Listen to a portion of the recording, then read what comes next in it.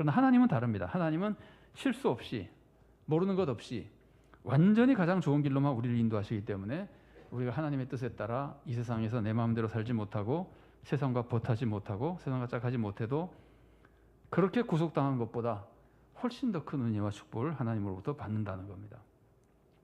그래서 하나님의 사랑은 우리를 정말 유익을 얻도록 하기 위해서 세상에서 막는 것이 있다는 걸 우리들에게 알려주는 겁니다. 자, 그리고 겸손에 대한 얘기를 하는데, 왜냐하면 그 6절 우리가 읽을 때 더욱 큰 은혜를 주시나니, 그러고 나서 누구에게 더 큰 은혜를 주시냐면은 겸손한 자에게 주신다 그러거든요. 그래서 이제 겸손과 은혜에 대해서 2번에서 같이 살펴보는 겁니다. 하나님이 주시는 더 큰 은혜, 그 은혜는 겸손한 자가 받습니다. 4장 6절을 제가 다시 인용해 놨는데 제가 다시 읽어드리겠습니다. 그러나 더욱 큰 은혜를 주시나니 그러므로 일러스되 하나님이 교만한 자를 물리치시고 겸손한 자에게 은혜를 주신다 하였느니라. 자, 요 문맥에서 보면은 하나님이 시기하기까지 사랑하는 것은 그 사람이 세상과 짝하려 그러는 거죠. 그래서 하나님이 시기하는 것처럼 막는 거죠. 그런데 교만한 사람은 어떻게 할까요? 교만한 사람은 자기 생각대로 세상과 짝하겠죠.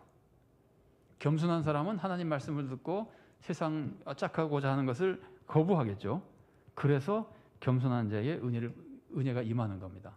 계속해서 자기 욕심대로 세상 욕심을 이루려고 하는 것이 아니라 하나님 말씀을 겸손히 듣고 하나님 말씀을 따를 때 더 큰 은혜, 이 은혜를 받게 되는 겁니다. 자, 그럼 이 문맥에서는 그렇게 나타나고, 그 다음에 우리가 좀 일반적인, 겸손이라고 하는 일반적인 단어의 뜻을 생각하면은 우리가 이렇게 이해할 수 있습니다. 겸손이라고 하는 것은 하나님을 의지하는 겁니다. 물론 겸손이 인간관계 겸손도 있지만 우리가 기본적으로 하나님과의 관계에서 겸손하다고 하는 것은 하나님을 의지하는 겁니다. 하나님을 의지하면은 뭘 할까요? 하나님을 의지하는 사람은 반드시 기도합니다. 자, 이건 우리가 여러 번 나누기도 하고 거의 머리에 그냥 머리나 마음에 확 박혀야 되는데, 하나님을 의지하는 걸 우리가 뭐라 그러죠? 하나님을 의지하는 것을 믿음이라 그럽니다. 그런데 의지하면은 반드시 도와달라 그럽니다. 왜냐하면 우리는 항상 부족한 상태로 살기 때문에 내가 의지하는 분에게 도와달라 그러고, 의지하면은 반드시 순종합니다. 그러니까 다시 말씀드릴게요. 의지하는 것은 믿음이죠. 의지하면 기도와 순종이 나타나죠. 그러니까 믿음은 반드시 기도와 순종으로 나타나는 거예요. 믿음은 기도하지 않을 수가 없습니다. 믿으면은. 그리고 믿음에는 순종하지 않을 수가 없습니다. 그래서 믿음은 항상 기도와 순종으로 나타나는데, 여기서 다시 이제 겸손으로 돌아가서, 겸손은 하나님을 의지하는 것이고, 의지하면 기도하고, 기도해서 은혜를 받는데, 거꾸로 교만하면 의지하지 않죠. 내가 할 수 있다고 교만하면 하나님 의지하지 않습니다. 하나님 의지하지 않으면 기도하지 않습니다. 그러면 하나님께서 물리치신다는 말이에요. 안 받아준다는 말이에요. 관계를 맺지 않으시는 거예요. 도와주지 않는 거예요. 자, 그 다음에 또 하나, 겸손하면은 반드시 순종합니다. 순종하지 않는 사람은 다 교만해서 안 하는 겁니다. 내가 더 잘한다고 생각해서 순종하지 않는 겁니다. 그래서 겸손한 사람은 하나님께 순종하죠. 하나님께 순종하면은 세상의 유혹을 거부하죠. 세상과 짝하지 않습니다. 하나님 뜻을 따르기 때문에. 그래서 하나님의 뜻대로 살아가면은 은혜를 받는 겁니다. 반대로 교만하면 하나님을 무시하죠. 내가 다 아니까, 내가 혼자 할 수 있으니까 하나님 무시합니다. 하나님께 순종하지 않습니다. 하나님의 뜻대로 살지 않습니다. 그러면 세상에서 자기 뜻대로 세상과 짝하며 살아갑니다. 그러면 하나님이 물리치는 겁니다. 그러니까 겸손이 나타나는 한 가지 모습은 기도로 나타나고, 겸손이 나타나는 또 한 가지 모습은 순종으로 나타납니다. 이게 다 하나님을 의지하는 믿음의 겸손에서 나오는 모습입니다. 그래서 기도하고 순종하는 사람들에게는 하나님이 은혜를 내려주시고, 기도하지 않고 순종하지 않고 자기 뜻대로 사는 사람은 하나님이 물리치시는데, 그게 바로 교만한 사람이라는 말이에요.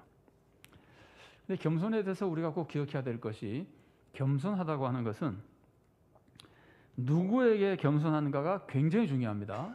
여러분, 믿음이 아무리 중요해도 누굴 믿느냐가 중요한 거죠.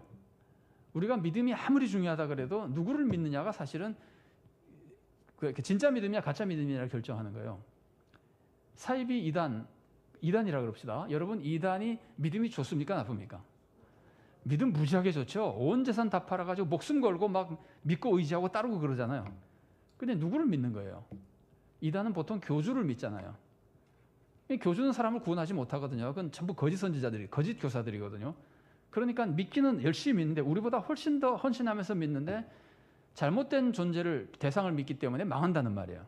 그러니까 믿음의 대상에서 중요한 것, 믿음에서 아주 중요한 것은 대상입니다. 그러니까 기도할 때도 기도할 때 제일 먼저 하는 게 뭡니까? 하나님 부르는 거예요. 예수님이 주기도 가르칠 때 첫 번째로 한 게 하나님 부르는 거잖아요. 이제 부르는 명칭이 하늘에 계신 우리 아버지 이렇게 부르긴 했지만 하나님 부르는 거예요. 믿음에서 중요한 것이 대상인 것처럼 겸손이 믿음이거든요. 믿음의 모습이거든요. 그러니까 겸손도 대상이 누구냐가 중요한 겁니다. 그래서 제가 예를 그렇게 들었는데 일병이 뭔지 아시죠? 이병 다음 일병. 그러니까 쫄병, 제일 용감한 사람. 그 어렸을 때 아주 여기 연세 드신 분들은 보셨는지 모르겠는데 옛날에 이렇게 딱지 같은 게 있어가지고 뭐 계급으로 이렇게 해서 그 딱지 따먹기 같은 거 하면은 이쪽에는 뭐 대위가 나오고 이쪽에 소위가 나오면 대위가 이기고 뭐 이런 식인데 일병이면 다 지잖아요. 근데 일병이 이기는 게 있어요. 최고로 높은 게 뭐 보물인가 그런데 그거는 일병이 이겨요. 그래서 뭐 재미로 만드는 거겠죠. 근데 하여튼 일병이 진짜 용감한 일병입니다. 자, 그런데 일병이 아군의 장교를 대적하고 말을 듣지 않으면 교만한 겁니다. 그건 벌 받습니다. 그런데 적군의 장교에 대해서는 겸손할 필요가 없잖아요. 적군의 장교를 향해서 총을 들고 뛰어가면은 그것은 대적하면은 그것은 명령을 따르는 겸손입니다. 그러니까 대상을 누구 앞에서 겸손하냐가 굉장히 중요합니다. 그러니까 성품이 온유하고 겸손하다고 해서 사탄에게도 대적하지 못하고 그러면 안 되는 겁니다. 그러니까 믿음의 겸손은 하나님 앞에서는 겸손하고 하나님을 대적하는 자 앞에서는 담대한 겁니다.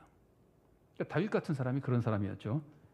자, 그래서 이런 사람은 상급을 받습니다. 겸손을 기억할 때는 꼭 겸손을 누구를 대상으로 겸손하냐를 꼭 기억해야 됩니다.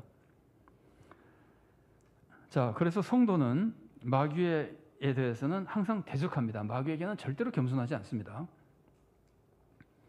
마귀의 유혹도 대적합니다. 성도는 하나님 앞에서만 겸손한 겁니다.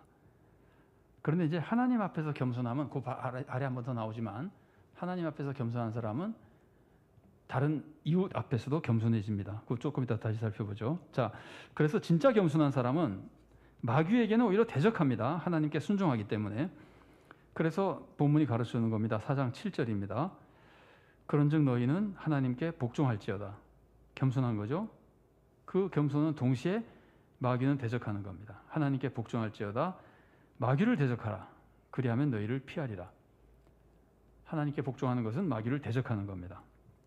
근데 여기서 마귀를 대적하면 마귀가 피한다는 거예요. 마귀가 피하면 시험에 들지 않죠. 지금까지 있었던 모든 위험한 악에 빠지는 것들을 다 막을 수 있습니다. 그래서 마귀를 대적하는 것은 하나님 앞에서는 겸손한 모습이고 하나님이 주시는 축복을 받는 비결입니다. 마귀를 대적하는 것. 이것이 하나님께 순종하는 것이고 다 똑같은 것들입니다. 자, 다시 한번 신앙의 본질과 겸손에 대해서 설명해 놨는데 반과로 3번입니다. 신앙의 본질은 겸손입니다. 왜냐하면 내가 부족하기 때문에 하나님이 나보다 더 위대하신 분이기 때문에 하나님 앞에서 겸손해서 하나님을 의지하는 것이 믿음입니다. 그러니까 신앙은 반드시 하나님 앞에서 겸손입니다. 자, 그런데 신앙이 하나님 앞에서 겸손하면 하나님 앞에서 내가 잘났다는 거예요? 못났다는 거예요? 못났다는 거죠. 하나님 앞에서 내가 못났다고 진심으로 믿는 사람은 다른 사람들 앞에서도 나는 늘 부족하다는 것을 인식하는 겁니다. 그래서 믿음은 항상 자신의 부족함을 인정하고 그래서 다른 사람 앞에서도 교만해질 수 없는 겁니다. 겸손하는 겁니다. 이게 믿음의 겸손입니다. 그러니까 마귀의 하나님의 대적에 대해서만 담대한 것이고 하나님 안에서는 항상 겸손한 것이 믿음의 모습입니다. 그래서 이 신앙이라고 하는 것은 하나님 앞에서나 사람 앞에서나 하나님 안에서는 항상 겸손한 것이고 반대로 하나님을 대적하는 모든 악에 대해서는 말할 수 없이 강력하게 대적하는 겁니다. 그 사람이 강해도. 그러니까 믿음은 강한 사람이라도 악하면 대적하고 아무리 약한 사람이라도 하나님 안에 있는 사람이라면은 그 사람 앞에서 겸손하고, 이게 믿음이에요. 이게 다윗이 보여준 모습이죠. 우리가 지난주에 살펴본 다윗이 하나님 마음에 꼭 드는 사람이었는데, 하나님을 정말 믿고 사랑하니까 이웃을 대할 때 악한 사람이면 아무리 강해도 대적하고, 선한 사람이라면 아무리 약해도 존중하잖아요. 그래서 진정한 용기와 사랑이 있는 모습을 보여준 거고, 이게 다윗의 모습이거든요. 반대로 엘리압은 그 다음 뒤쪽입니다. 불신앙의 모습을 보여줘가지고 그렇게 버림을 당했는데, 이 불신앙의 모습이 인간관계에 있어서는 아무리 악한 사람이라도 강하면은 그 앞에 겸손해지는 거예요. 이게 불신앙이에요. 강한 사람 앞에서는 악한 사람이라도, 악해도 그 사람이 강하다면은 그 앞에서 겸손해지는 것. 반대로 약하다면 그 사람이 선한 사람이라도 그 앞에서는 교만해지는 것. 이게 엘리압의 모습이고, 그러니까 믿음이 잘못된, 겸손하지 않은, 믿음에서는 교만한 그런 모습인 겁니다. 자, 그래서 신앙과 겸손에 대해서 우리가 좀, 겸손과 은혜, 믿음과 겸손에 대해서 좀 살펴봤었고요.